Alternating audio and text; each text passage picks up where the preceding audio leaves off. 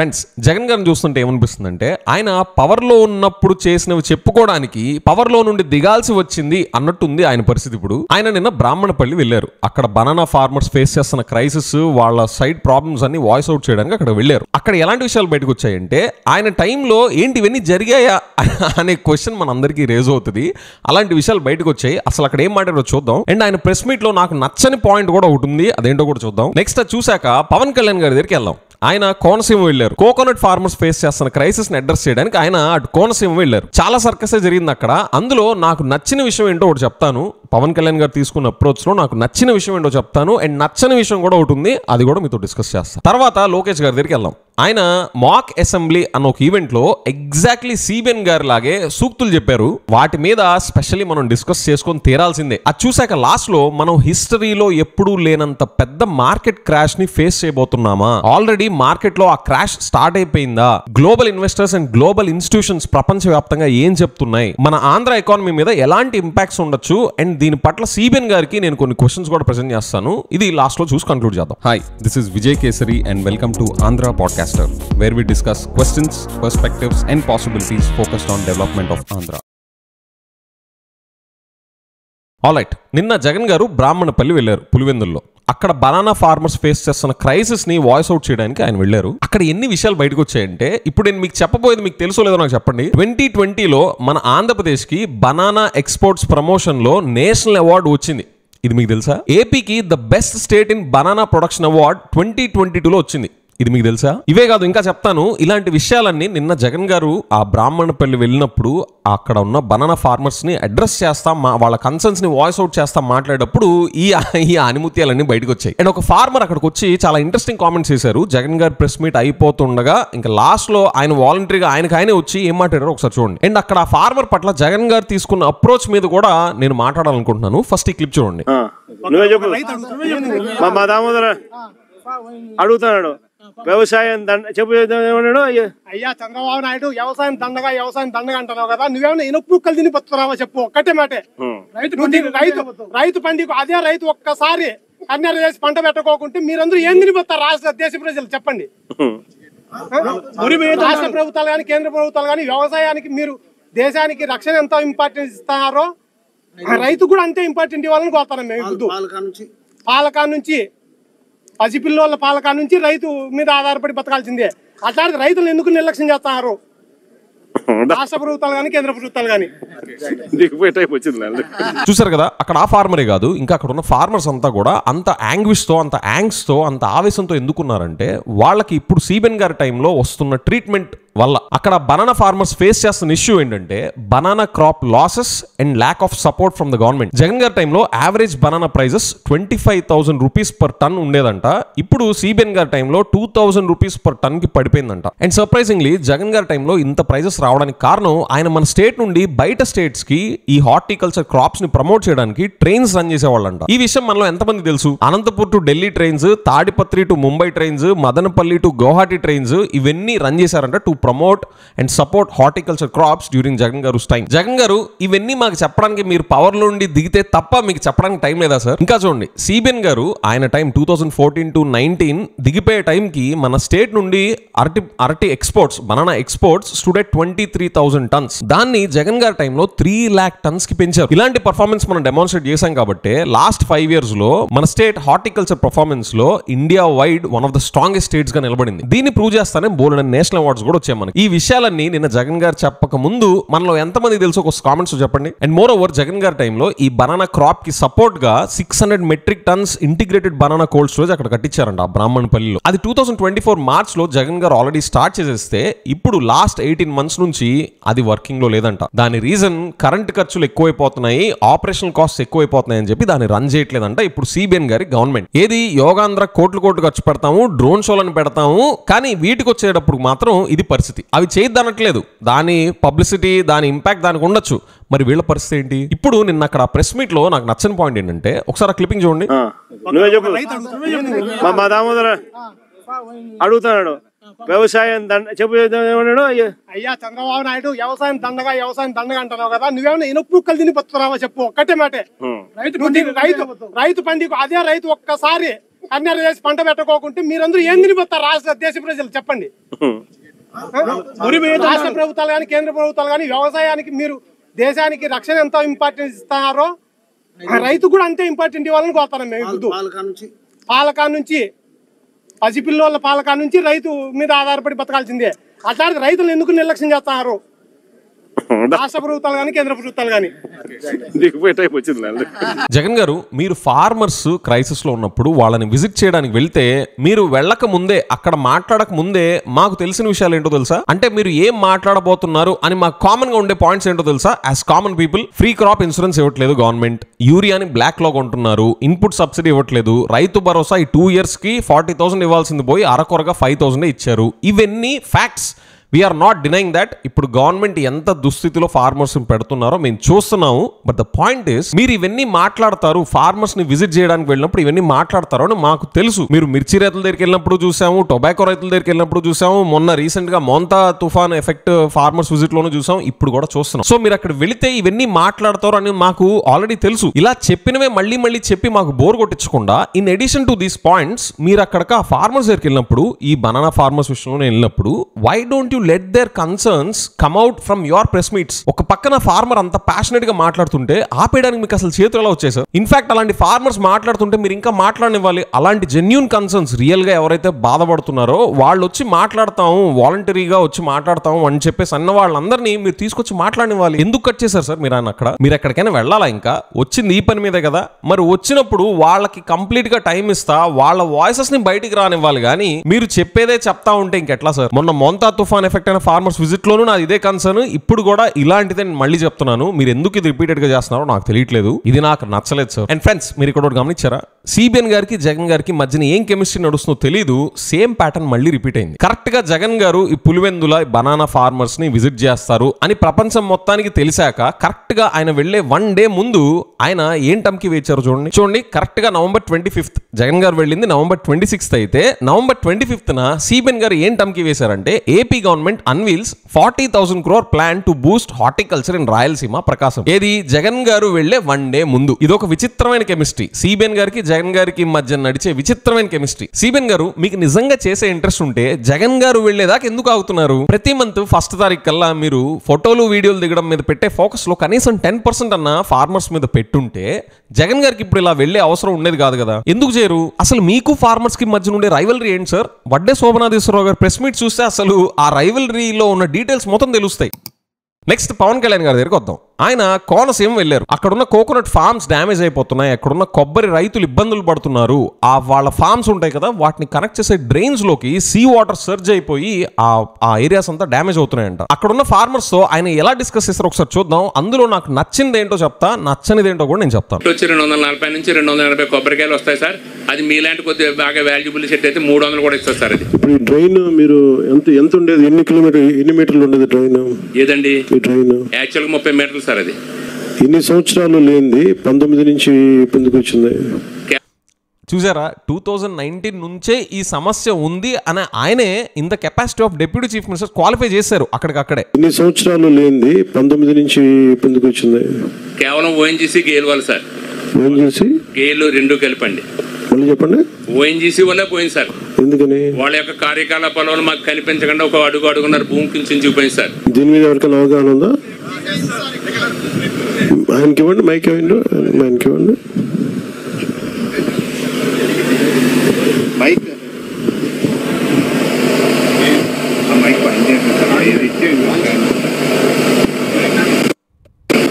Hello, ఈ శంకర్ గుప్త drain పొంగి వివిధ గ్రామాల రైతులు నష్టపోవడం జరిగింది సార్. ఈ నష్టాన్ని నివారించడానికి ఇక్కడికి ఇచ్చేసినటువంటి డిప్యూటీ సీఎం పవన్ కళ్యాణ్ గారికి నమస్కారాలు తెలియజేసుకుంటూ మీరు నా వీడియోస్లో కొన్నిటికి అవన్నీ వద్దు పాయింట్కి రా అంటారు కదా, అలానే పవన్ కళ్యాణ్ గారు ఆయన కూడా పాయింట్కి వచ్చేయమన్నారు. కారణం నా ఉద్దేశం ప్రకారం అంటే కరవాక నుంచి కేసరివెల్లి వరకు డ్రెడ్జింగ్ చేశారండి. అక్కడ నుంచి డ్రెడ్జింగ్ ఏ సంవత్సరం చేశారు? 2018లో మీరు 2000 లుక్ ఎట్ పవన్ కళ్యాణ్ గారు సిచ్యువేషన్ ఈ నోట్లో 2018 అని వచ్చింది, కానీ ఆయనకు కావాల్సింది ఏంటి 2019 నుంచి అని. అది ఎవరు చెప్పట్లేదు అక్కడ. ఏ సంవత్సరం చేశారు? 2018లో మీరు పిలవడానికి ఇది 2019 నుంచే ఎందుకు వచ్చింది? అంతకు ముందు కారణాలు ఏంటారు? డ్రెడ్జింగ్ అండి నా ఉద్దేశం అయితే. డ్రెడ్జింగ్ ఇక్కడ మీ ఉద్దేశం కదా, దీనికి మీకు సైద్ధాంతికంగా మీకు అవగాహన ఉంది, అందుకని అడుగుతాను. అవునండి. ఇది బాగుంది. మీ ఉద్దేశాలు కాదు, సైద్ధాంతికంగా సైంటిఫిక్గా మీకు ఏ ఐడియా ఉంది అని చెప్పేసి ఆయన అడిగారు, విచ్ ఇస్ గుడ్. ఇక్కడ నుంచి చూడండి, మీ ఉద్దేశం కదా, దీనికి మీకు సైద్ధాంతికంగా మీకు అవగాహన ఉంది, అందుకని అడుగుతాను. అవునండి. మీరు చెప్తారా? ఒక్క నిమిషం ఆయనకి. సార్ నమస్తే అండి, నా పేరు డాక్టర్ నాగరాజ్ యాదవ్. చెప్పండి. రీసెర్చ్ చేశాను, పిహెచ్డి సంపాదించానండి. నేనైతే ఇది ఈ రోజు వచ్చింది కాదండి, 40 సంవత్సరాల నుంచి మొదలైందండి. ఇది 40 సంవత్సరాలండి. 1980 మళ్ళీ పవన్ కళ్యాణ్ గారు కోరుకుంది రాలా. 40 సంవత్సరాల నుంచి ఉంది ప్రాబ్లం అని చెప్పేసి పిహెచ్డి చేసిన ఆయన అబ్జర్వేషన్స్ ఆయన చెప్తున్నారు. నుంచి ఇక్కడ ఓఎన్జీసీ డ్రెడ్జింగ్ స్టార్ట్ అయిందండి. దీనికి సంబంధించి ఆంధ్ర యూనివర్సిటీలో గ్రంథి వెంకటేశ్వరరావు అని సీనియర్ జియాలజీ ప్రొఫెసర్ గారు ఇసుక నేలల్లో డ్రెడ్జింగ్ చేయడం వల్ల భవిష్యత్తులో ఈ ఏరియా అంతా అప్ టు 70 కిలోమీటర్స్ వరకు మునిగిపోతుందనే ఉద్దేశంతో ఆయన తొలకరి పత్రికలో అప్పుడే ఒక 15-20 సంవత్సరాల కింద ఆర్టికల్ ఇచ్చారండి. అది క్లియర్గా కనపడుతుందండి. ఆల్రెడీ మనం అందరం ఆయన్ని ఆ పెద్ద ఆయన అప్రిషియేట్ చేయాలి. ఆంధ్ర యూనివర్సిటీలో ఆల్రెడీ 20 years బ్యాక్ జరిగిన లిటరేచర్ రివ్యూని ఆయన ఈ మీటింగ్లో ప్రస్తావిస్తున్నారు, విచ్ ఈస్ వెరీ గుడ్. ఒక సైంటిఫిక్ టెంపర్ని తీసుకొస్తా ప్రాబ్లం పట్ల ఇలాంటి వాళ్ళు పార్టిసిపేట్ చేస్తున్న దానికి మనం అప్రిషియేట్ చేయాలి, ఆయన్ని స్పెషల్గా మనం అప్రిషియేట్ చేయాలి. 30 సంవత్సరాల డ్రెడ్జింగ్ వల్ల సుమారు కంటికి కనపడకుండా 1.5 మీటర్ సుమారు కుంగిపోయిందండి. అందుకని డ్రెడ్జింగ్కి భూమికి శంకర్ గుప్తం డ్రైన్కి ఈక్వల్ అయిపోయిందండి. మీరు చూస్తూ ఉంటే కనుక పంట పొలాలు కూడా లేదు. రెండోది ఏంటంటే మా దురదృష్టం ఏంటంటే పంట పొలాలన్నింటినీ కూడా 1994లో ఈ ఉప్పు నీటి రొయ్యల చెరువులుగా మార్చి ఈ పంట పొలాలన్నింటినీ కూడా లీజుకి తీసుకొని పూర్వపు కొలతలు 3 ఏంటంటే మైనర్ డ్రైన్స్ వచ్చేటప్పటికి బోత్ సైడ్స్ 3 మీటర్లు అడ్డకట్ట ఉంటుందండి. మెయిన్ డ్రైన్స్కి వచ్చేటికి 5 మీటర్లు వెడల్పు ఉంటుంది. మొత్తం అంతా కూడా వాళ్ళు ఏం చేశారంటే ఇక్కడ రైతుల దగ్గర తీసుకొని ఆ గట్టు అనేది లేకుండా చేసేసి మొత్తం సర్వనాశనం అయిపోయిందండి. మూడవది ఏంటంటే గత 15 సంవత్సరాల నుంచి కూడా సముద్ర తీర ప్రాంతంలో SCCCF సొసైటీ ఉంటుందండి. సముద్ర తీర ప్రాంతంలోని న్యాచురల్గా చాలా ఇసుక దెబ్బలు ఉండేవండి. 15 సంవత్సరాల నుంచి విచ్చలవిడిగా ఇసుక దెబ్బలను తీసేయడం జరిగింది. ఈ CCF సొసైటీ అంటే 16 సొసైటీస్లు ఉంటాయండి ఇక్కడ అంతర్వేది వరకు కూడా. పర్టికులర్ ఈ కేసినపల్లి, తూర్పాలెం, గొల్లపాలెం ప్రాంతంలో ఉన్నటువంటి దగ్గరగా ప్రతి CCF సొసైటీ నుంచి కూడా విచ్చలవిడిగా ఇసుకని తరలించడం జరిగింది. దానికోసం మేము గత ప్రభుత్వంలో ఫస్ట్ స్పందనలో ఇచ్చినప్పుడు శాండ్ గ్రాబింగ్ కోసం కలెక్టర్ గారు చేసినప్పటికీ కూడా రాత్రి పగలు కూడా ఈ పార్టీ ఆ పార్టీ అని కాకుండా అందరూ కూడా యువకులందరూ కృషి చేసినప్పటికీ కూడా ఈ 3 విషయాల వల్ల జరిగిందండి. వేళ ఏంటంటే సింపుల్గా చెప్పేసేసి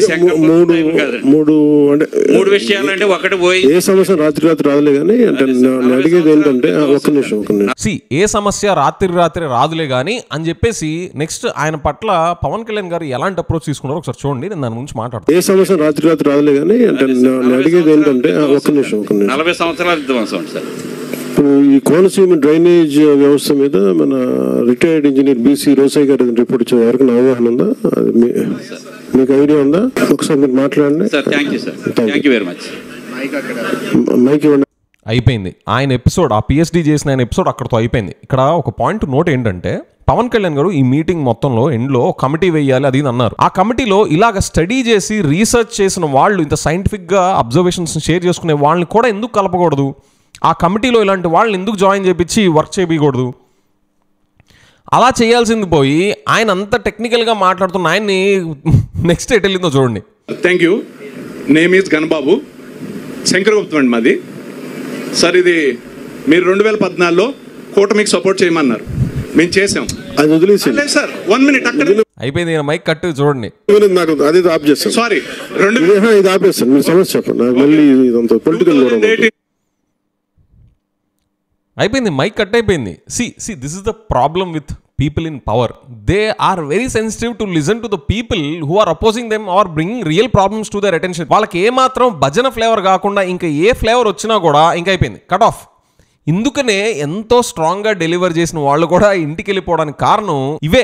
ఈ గ్రౌండ్ లోంచి వచ్చే ఈ ఫీడ్బ్యాక్స్ ని పట్టించుకోకపోవడమే కారణం. పవన్ కళ్యాణ్ గారు కూడా అదే ట్రాక్ లో వెళ్తున్నారు. అక్కడ 2018 నుంచి సమస్య వచ్చిన ఆయనేమో మీ దగ్గర సైంటిఫిక్ అబ్జర్వేషన్ ఉందా అని చెప్పేసి ఇంకో వాళ్ళకి మైక్ ఇచ్చారు. సరే, ఆయన సైంటిఫిక్ టెంపర్తో లేరనుకొని వచ్చారు అనుకుందాం. ఇంకో ఆయన పిహెచ్డి చేసిన ఆయన నీట్గా టెక్నికల్ గా రీసెర్చ్ చేసి మాట్లాడుతుంటే అయిపోయింది, ఆయన నుంచి మైక్ ఇటు వెళ్ళింది. ఇప్పుడు ఈయన హార్డ్ హిట్టింగ్ గా మాట్లాడుతున్నారు కాబట్టి ఈయన మైక్ కట్.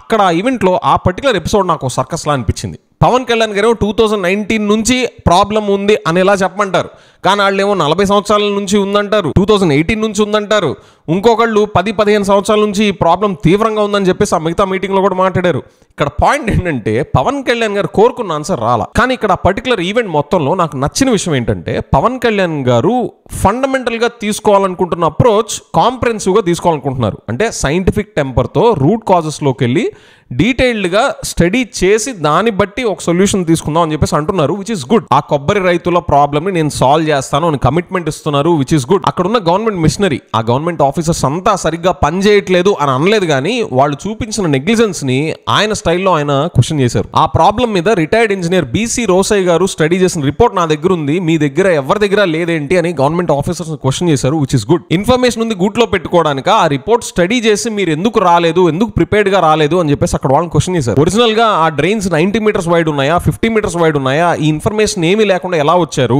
ఆ డ్రైన్స్ రన్ అయ్యే ఏరియా ఎంత ఎంక్రోచ్మెంట్ గురైంది, ఇన్ఫర్మేషన్ లేదేంటి అని గవర్నమెంట్ ఆఫీసర్స్ క్వశ్చన్ చేశారు. అండ్ లాస్ట్ లో ఇవన్నీ నేను చెప్పిన తర్వాత మీరు వర్క్ చేయడం కాదు, ఇవన్నీ మీరు ప్రిపేర్డ్ గా స్టడీ చేసుకొని రావాలి కదా అని చెప్పి గవర్నమెంట్ ఆఫీసర్స్ ని చాలా క్రిటికల్ గానే క్వశ్చన్ చేశారు, which is all good. These questions and this approach will help in comprehensive solution to the problem. మరి పవన్ కళ్యాణ్ గారు మీరు ఈ అప్రోచ్తో ఉన్నవాళ్ళు, ఏది సైంటిఫిక్ టెంపర్తో కాంప్రెహెన్సివ్గా సొల్యూషన్ ఫైండ్ అవుట్ చేయాలి అన్న అప్రోచ్తో ఉన్నవాళ్ళు 2019 నుండి ఎంత డ్యామేజ్ జరిగింది అన్న కామెంట్స్ ఎందుకు సార్? ఏది అక్కడ ఆల్రెడీ లాస్ట్ 10 to 15 years నుండి ఈ సమస్య క్రిటికల్ అయిపోయింది అన్నది ఫీడ్బ్యాక్ వాళ్ళు ఇస్తున్నప్పటికీ కూడా మీరు 2019 నుండే అనే టైం లైన్ తీసుకురావడం ఏంటి? Why would you waste your trip on such questions sir? Elections ముందు పెట్టుకోండి అవి. మీరు ఈ రాజోల్ విజిట్ లో నాకు నచ్చింది ఏంటి అంటే మీరు కాంప్రెహెన్సివ్ అప్రోచ్ తీసుకుంటా సైంటిఫిక్ వేలో థింక్ చేస్తా సొల్యూషన్ ఫైండ్ అవుట్ చేద్దాం అనడం, గవర్నమెంట్ మిషనరీని కూడా అలర్ట్ చేయడం నాకు నచ్చింది. నచ్చనిది 2019 నుండే ఈ సమస్య స్టార్ట్ అయింది అనేలాగా మీరు నొక్కి అక్కడ ఎంఫసైజ్ చేయడం నాకు నచ్చలేదు. నిజంగా అప్పటి నుండే ప్రాబ్లమ్ స్టార్ట్ అయి ఉంటే ఫార్మర్స్ అదే ఫీడ్బ్యాక్ ఇచ్చేవాళ్ళు, కానీ వాళ్ళు అలా చెప్పట్లేదు కదా. But yes, I agree with the farmers that last regime లో గానీ అంతకు ముందు రెజిమ్ లో గానీ ఈ సమస్య పట్ల గవర్నమెంట్స్ దీని మీద స్ట్రక్చరల్ గా యాక్షన్ తీసుకోలేదు, స్ట్రక్చరల్ సొల్యూషన్ అనేది ప్రొవైడ్ చేయలేదు అనేది వాళ్ళ ఫీడ్బ్యాక్ బట్టి నాకు అర్థమవుతుంది. So let's see, Pavan Kalyan garu మీరు మళ్ళీ December 2nd వీక్ లో మళ్ళీ వస్తున్నారు కదా ఇక్కడికే ఆ ప్రాబ్లమ్ సొల్యూషనింగ్ పట్ల. మీరు అండ్ మీ గవర్నమెంట్ మిషనరీ అంతా ఎంత సైంటిఫిక్ థింకింగ్ చేసి ఎంత కాంప్రెహెన్సివ్ సొల్యూషన్ ప్రొవైడ్ చేస్తారో విల్ సీ. ఇప్పుడు లోకేష్ గారి దగ్గరికి వద్దాం. మాక్ అసెంబ్లీ అని చిన్నపిల్లలతో అసెంబ్లీ సెషన్ లాగా కండక్ట్ చేశారు.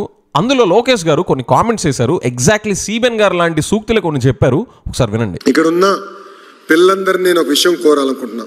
ఎప్పుడైతే మీరు మాట్లాడాలనుకుంటారో క్లారిటీతో మాట్లాడండి, భయం అవసరం లేదు. మీ మనసులో ఒక ప్రశ్న ఉంది, ఆ ప్రశ్నకి సమాధానం రావాలనుకుంటే 1 కాదు 10 కాదు 100 సార్లు అడగాల్సిన బాధ్యత మీ పైన ఉంది. చర్చిద్దాం, కానీ చర్చ అనేది ఫ్యాక్ట్స్తో చర్చ జరగాలి, ఫ్రస్ట్రేషన్తో కాదు. అంతేకాకుండా ఎవరైనా అభిప్రాయం మనకు నచ్చకపోతే ఒక రెస్పెక్ట్తో డిసగ్రీ చేయాలి తప్ప కించపరిచే విధంగా మనందరం మాట్లాడకూడదని ఇక్కడున్న మిమ్మల్ని అందరూ నేను కోరుకుంటూ, నేను ఇక్కడ మాట్లాడడానికి వచ్చే ముందులా మా వాళ్ళు నాకు నా కాపీ ఇచ్చారు. ఈ కాపీ నాకు చాలా సెంటిమెంటల్ కాపీ. ఎందుకంటే నేను యోగలం పాదయాత్ర ప్రారంభించినప్పుడు ఈ కాపీ పట్టుకుని నేను నడిచా. ఎందుకు నడిచానంటే వెరీ ఇంట్రెస్టింగ్. ఇక్కడ చాలా నీట్గా right to freedom, article 19, protection of certain rights regarding freedom of speech. All citizens shall have the right to freedom of speech and expression, to assemble peacefully without arms, to form associations or unions, to move freely throughout the territory of India, to realize and settle in any part of the territory of India, to practice any profession or to carry on any occupation, trade or business. Sir మీరు ఏమంటారు? Question చేయాలి, answer వచ్చేదాకా question చేయాలి, ఫ్యాక్ట్స్తో question చేయాలి, ఫ్రస్ట్రేషన్తో కాదు అని మన constitution చూపిస్తా. అందులో ఆర్టికల్ 19 ఫ్రీడమ్ ఆఫ్ ఎక్స్ప్రెషన్, మనకున్న రైట్ని కూడా మీరు చదువుతా కాన్స్టిట్యూషన్లో మెన్షన్ చేసింది. అక్కడ చెప్పారు కదా, ఇవన్నీ మీరు చెప్పినవన్నీ మీరు, మీ ఫాదర్ అండ్ మీ సొంత టీమ్ మెంబర్స్ ఫాలో అవుతున్నారా సార్? ఆ ఈవెంట్లో మీరు చాలా ఎక్సైట్మెంట్తో ఉన్నారు. మీరు చేసిన స్టేట్మెంట్స్ కూడా మంచి ఇంటెన్షన్తో, మంచి స్పీడ్తో చేసి ఉండొచ్చు. కానీ మీ ఫాదర్ సిబిఎన్ గారు కానీ, మీరు కానీ, మీ టీం అంతా ఎంత ఫ్యాక్ట్స్తో మాట్లాడతారో అక్కడున్న ఆ చిన్నపిల్లలకి తెలియకపోవచ్చేమో కానీ ఆ పిల్లల పేరెంట్స్కి తెలుసు, మాకు తెలుసు, మేము డైలీ చూస్తున్నాం. మీ టీం అంతా సోషల్ మీడియాలో ఎలాంటి హెరాస్మెంట్స్ చేస్తారు, ఫ్యాక్ట్స్ని పక్కన పడేసి ఫ్రస్ట్రేషన్స్తో ఎలా మాట్లాడతారో ఇవన్నీ మేము చూస్తున్నాం. అయినప్పటికీ నేను ఆ ఈవెంట్ని అప్రిషియేట్ చేస్తాను. అది లోకేష్ గారి ఐడియానా ఎవరి ఐడియా నాకు తెలియదు, but it's a very good event. I appreciate it. ఫ్యాక్ట్స్తో మాట్లాడాలి, రెస్పెక్ట్ఫుల్ గా క్వశ్చన్ చేయాలి అనే విషయాలు మీరు అక్కడ చెప్పారు. కానీ ఇవే విషయాలు మీ ఫాదర్, మీరు, మీ టీమ్స్ అన్నీ కూడా ఇవి ఇంప్లిమెంట్ చేస్తా మీరు ఈ సూక్తులు చెప్పుంటే బాగుండేదేమో సార్. అయినా లోకేష్ గారు, మీ టీం సోషల్ మీడియాలో ఎలా బిహేవ్ చేస్తారో మీకు అసలు ఐడియా ఉందా? సోషల్ మీడియాలో ఎలాంటి హెరాస్మెంట్ కి గురి చేస్తారో మీకు ఐడియా ఉందా? అంటే మీరు అనొచ్చు, మరి వైసీపీ వాళ్ళు చేయలేదా, జనసేన వాళ్ళు చేయలేదా అని చెప్పేసి. అంటే మీరు చూసుకోండి. మీరన్న ఫ్యాక్ట్స్ తో మాట్లాడే వాళ్ళు, రెస్పెక్ట్ఫుల్ గా సివిల్ వేలో మాట్లాడే వాళ్ళ మీద పడడం ఏంటి? నేనేమి ఇక్కడ ఎవరిని శుద్ధపూసలు అనట్లా, శుద్ధపూసలా ఉండాలని అనట్లా. అట్టు పెట్టిన వాళ్ళకి 2 అట్లు పెట్టుకోండి లీగల్ గా. కానీ మీకు అసలు అట్లే పెట్టని వాళ్ళని, అట్లంటే ఇష్టం కూడా లేని వాళ్ళని పేరెంటానికి ఎందుకు పిలుస్తున్నారు సార్? కనీసం ఇప్పుడైనా ఇన్ని మాటలు చెప్పారు కదా, ఆ ఇన్నోసెంట్ ఫేసెస్ ని చూస్తా ఇన్ని స్టేట్మెంట్స్ చేశారు కదా. Now please walk the talk sir. Start with your father, start with your team. I could see your genuine excitement in the event, but please ensure that you walk the talk. And I really hope that you stand up to what you preached in front of those innocent children. And keep doing more of this, sir. I liked it. Now, market crash. ఇప్పుడు global గా burning issue గురించి ఒకటి మనం ఖచ్చితంగా మాట్లాడుకొని తీరాలి. దానివల్ల AP economy మీద ఎలాంటి ఇంపాక్ట్ క్రియేట్ అవబోతుంది అనేది మనం డిస్కషన్ స్టార్ట్ చేయాలి. ఇప్పుడు గ్లోబల్ గా ఒక బర్నింగ్ టాపిక్ ఏంటంటే, మనం హిస్టరీలోనే అతిపెద్ద మార్కెట్ క్రాష్ ని చూడబోతున్నాం. ఇది నేను చెప్తున్న సోది కాదు, global investors and global institutions చెప్తున్నాయి. ఈ అక్టోబర్, నవంబర్ నుంచి గ్లోబల్ గా ఒక పానిక్ రన్ అవుతుంది. ఏఐ బబుల్ బర్స్ట్ అవుతుంది అనే భయాల వల్ల US, Europe and Asian markets పడిపోతున్నాయి. గోల్డ్మెన్ సాక్స్ అండ్ మార్గన్ స్టాన్లీ సిఇఓస్ అయితే ఈక్విటీస్ మార్కెట్ లో 10 to 20% కరెక్షన్ ఉండబోతుంది in the next 1 to 2 years అని చెప్పి వాళ్ళు క్లియర్ గా కామెంట్ చేశారు. IMF and bank of England నుంచి కూడా క్లియర్ వార్నింగ్స్ వస్తున్నాయి. యూరోపియన్ సెంట్రల్ బ్యాంక్ అయితే యుఎస్ టెక్ వాల్యుయేషన్స్ అన్ని కూడా ఓవర్ గా స్ట్రెచ్ అయిపోయి ఉన్నాయి. Companies like Nvidia, Alphabet, Meta, ఈ కంపెనీ స్టాక్ వాల్యుయేషన్స్ అన్ని ఓవర్ గా స్ట్రెచ్ అయిపోయి ఉన్నాయి అని చెప్పేసి వాళ్ళు చెప్తున్నారు. అండ్ ఆ ఓవర్ వాల్యుయేషన్ రీజన్ ఫండమెంటల్స్ కాదు, FOMO, fear of missing out. S&P index అయితే it is still over 40% despite tariff shocks in April 2025. On the other hand, Jeff Bezos గానీ, సుందర్ పిచ్చయ్ గానీ వీళ్ళందరూ హిస్టారికల్ గా జరుగుతున్న ఒక ఫ్యాక్ట్ ని రీట్రేట్ చేస్తున్నారు. వాళ్ళు అనేది ఏంటంటే, ఎప్పుడైతే ఒక టెక్నాలజికల్ రెవల్యూషన్ జరుగుతుందో, ఇంటర్నెట్ మెయిన్ స్ట్రీమ్ అయినప్పుడు ఇంటర్నెట్ కంపెనీస్ ఎలా వచ్చాయి మార్కెట్లోకి, దాని తర్వాత .com బబుల్ ఎలా ఫాలో అయిందో, ఇప్పుడు కూడా ఏఐ టెక్నాలజికల్ రివల్యూషన్ తర్వాత దాన్ని బేస్ చేసుకొని వచ్చే కంపెనీస్ అవి క్రియేట్ చేసే ఓవర్ వాల్యుయేషన్స్ అండ్ మార్కెట్లో ఆ బంపప్ వల్ల కరెక్షన్ విల్ బి ఫాలోడ్. ఇది అన్ఎక్స్పెక్టెడ్ థింగ్ కాదు, this will follow every technological revolution అని చెప్పి వాళ్ళు చెప్తున్నారు. అంటే ఇక్కడ పాయింట్ ఏంటంటే, ఈ గ్లోబల్ ఇన్వెస్టర్స్, గ్లోబల్ ఇన్స్టిట్యూషన్స్ చెప్పేది, జెఫ్ బెజోస్, సుందర్ పిచ్చయ్ లాంటి వాళ్ళు చెప్పేది ఏంటి అంటే, మార్కెట్ కరెక్షన్ అనేది కన్ఫర్మ్ అనే ఇండికేషన్స్ వాళ్ళు క్లియర్ గా ఇస్తున్నారు. ఇండియా స్పెసిఫిక్ గా సిచ్యువేషన్ చూస్తే, in 2025 alone, foreign institutional investors have pulled out $17 billion out of Indian markets. This is the biggest annual outflow from the Indian markets ever. And part of the reason is also driven by this AI mania, which is pushing out all the money to US, Korea and Taiwan. And not only that, market to GDP ratio India lo 140% undi, historically a bubble zone. Inko concerning data point, Indian markets have delivered near zero returns since September 2024 while global markets rallied. Aina koda mana Indian company valuations are world's most expensive now. Global గా and మన India లెవెల్లో పరిస్థితి ఎలా ఉంటే, మన AP పరిస్థితి ఏంటి? Global institutions అవ్వచ్చు, ఇంటర్నేషనల్ ఇన్వెస్టర్స్ అవ్వచ్చు, వీళ్ళందరూ వాళ్ళ కన్సర్న్స్ ని, వాళ్ళ వార్నింగ్స్ ని క్లియర్ గా పబ్లిక్ డొమైన్ లో పెట్టారు. ఇలాంటి సిచ్యువేషన్ లో ఏఐ బబుల్ బర్స్ట్ అయితే మన ఆంధ్ర ఎకానమీ పరిస్థితి ఏంటి? మార్కెట్ క్రాష్ అనేది జరిగితే మన ఆంధ్రప్రదేశ్ పరిస్థితి ఏంటి అని ప్రతి ఒక్కళ్ళు డిస్కస్ చేయాలి. మీరు గమనిస్తే CBN garu and his entire team is going very heavy on AI, IT and data center driven industries. Most of the investments అన్ని ఏఐ అండ్ డేటా సెంటర్స్ చుట్టూతానే CBN garu and his entire team తీసుకొస్తున్నారు. కాబట్టి it looks like Andhra Pradesh will be the most affected state in our country. Google investments అవ్వచ్చు, Reliance investments investments in data centers అవ్వచ్చు, lift policy పెట్టి tech companies కి, IT companies కి aggressive గా incentives ఇవ్వడం మనం చూస్తున్నాం. ఈ షాక్ కనుక తగిలితే ఇప్పటిదాకా వచ్చిన ఇన్వెస్ట్మెంట్స్ అన్ని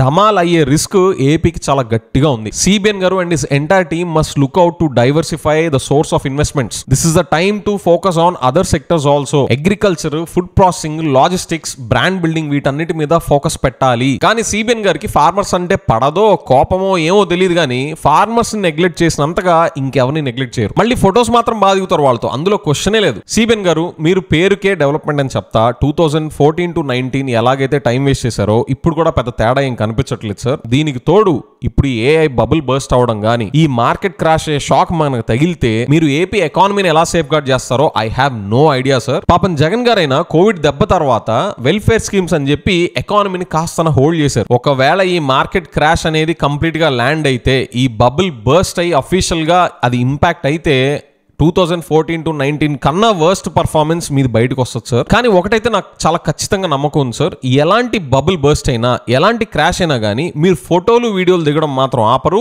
ఈవెంట్స్ కండక్ట్ చేయడం మాత్రం ఆపరు. అదైతే పక్కా కన్ఫర్మ్. ఆల్ రైట్ ఫ్రెండ్స్, మీకు కూడా నాలాగే ఒకవేళ ఇలాంటి మార్కెట్ క్రాష్ అనేది జరిగితే సిబిఎన్ గారి అడ్మినిస్ట్రేషన్ ఎక్కడా కూడా కాన్ఫిడెన్స్ ఇన్స్పైరింగ్ గా లేనే లేదు అని మీకు కూడా నాలాగే అనిపిస్తే కామెంట్స్ లో డమాల్ అని టైప్ చేయండి. అండ్ యూట్యూబ్ లో Andhra podcaster channel membership join అయిన ప్రతి ఒక్కరికి my heartful thanks. With that I will see you in the next episode. Bye by.